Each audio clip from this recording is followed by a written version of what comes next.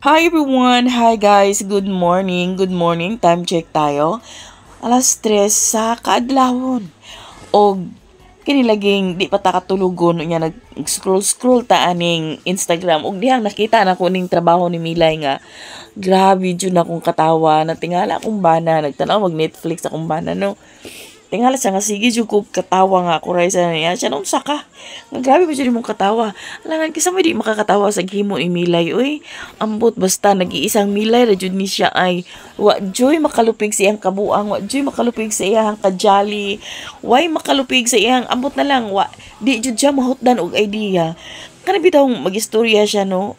Di mo ta katawanan pero makatawa ka sa reaction siya ang nawong dawi siya mag-istorya ana good pang stress reliever jud si Milay ay makaingon jud ka nga kani bitawng moong kanang si tawagan ni kanang wala jud siya nawala sa circulation sa show business bitaw tungod sa iyang uniqueness tungod sa iyang naiiba jud siya sa tanan no grabe jud og kuan jud siya down to earth nabutan magud ni si Milay ba nya basta ganahan kay ko sa iya ay kuyaw ka siya sense of humor mo nang malingaw kung magtanaw.